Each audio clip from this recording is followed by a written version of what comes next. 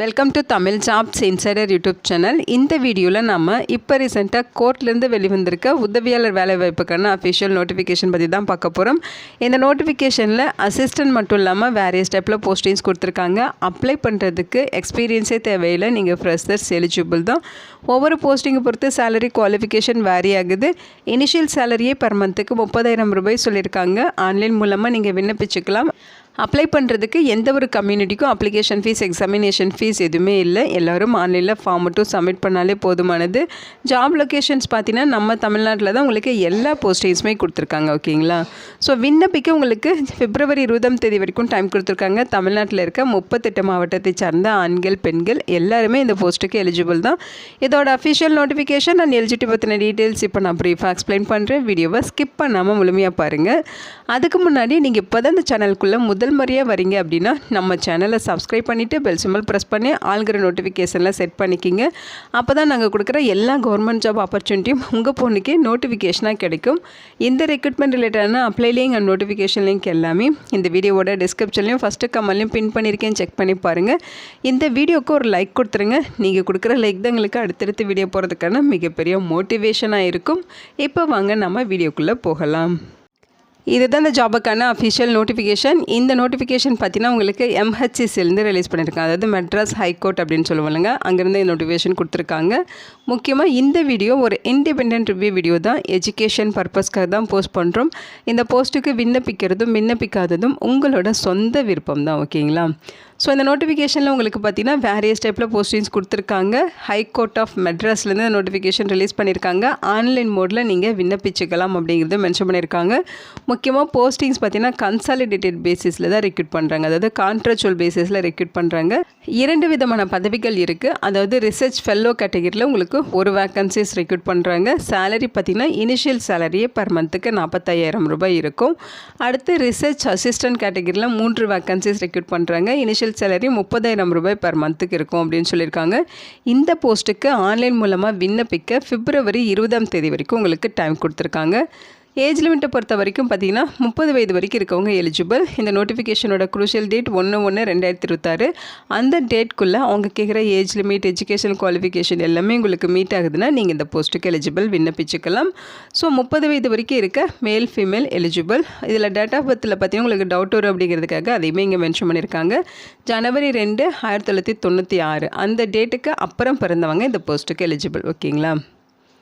Educational qualifications பொறுத்த வரைக்கும் பார்த்தீங்கன்னா ரிசர்ச் ஃபெல்லோ போஸ்டிங்க்கு நீங்கள் போஸ்ட் கிராஜுவேஷன் லா முடிச்சிருக்கணும் அப்படின்னு சொல்லியிருக்காங்க. அதாவது நீங்கள் 10th 12th degree, law degree, லாவில் போஸ்ட் கிராஜுவேஷன் அந்த மாதிரி பேட்டர்னில் நீங்கள் படிச்சிருக்கணும் அப்படின்னு சொல்லியிருக்காங்க.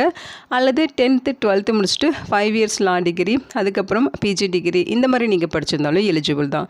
அவங்க சொல்லியிருக்க பேட்டர்னில் நீங்கள் ரெகுலரில் இந்த கோர்ஸ் கம்ப்ளீட் பண்ணியிருக்கணும் அப்படின்னு சொல்லியிருக்காங்க ரிசர்ச் ஃபெல்லோ போஸ்ட்டுக்கு. ஓகேங்களா? நெக்ஸ்ட்டு ரிசர்ச் அசிஸ்டன்ட் போஸ்ட்டுக்கு குவாலிஃபிகேஷன் கொடுத்துருக்காங்க. இந்த போஸ்ட்டுக்கு நீங்கள் கிராஜுவேஷனில் லா படிச்சிருக்கணும்.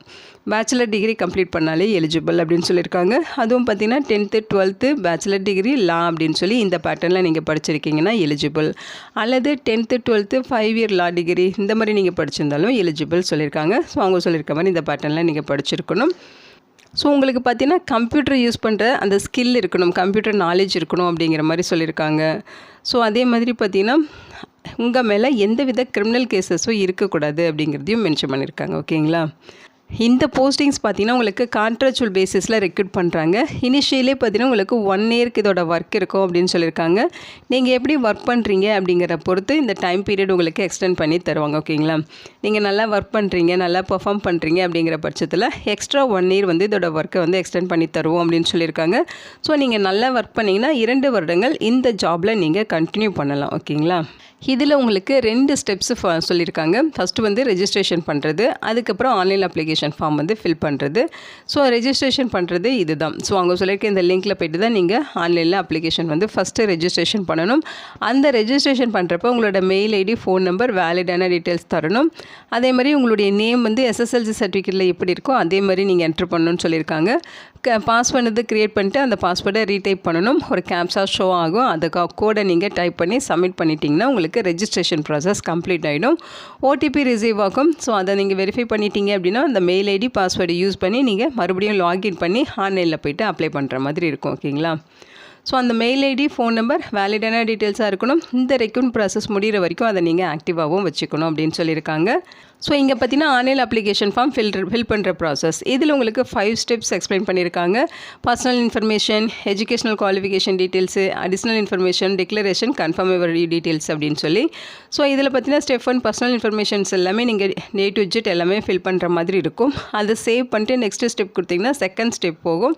ஸோ அதில் பார்த்தீங்கன்னா உங்களோட ஃபோட்டோகிராஃப் இந்த மாதிரி சம் டாக்குமெண்ட்ஸ் வந்து அப்லோட் பண்ணுற மாதிரி இருக்கும். ஓகேங்களா? ஸோ அந்த டாக்குமெண்ட்ஸோட டீட்டெயில்ஸ் எல்லாமே கொடுத்துருப்பாங்க. ஸ்டெப் 2ல் பார்த்தீங்கன்னா எஜுகேஷனல் குவாலிஃபிகேஷன் டீட்டெயில்ஸ் கேட்டிருப்பாங்க.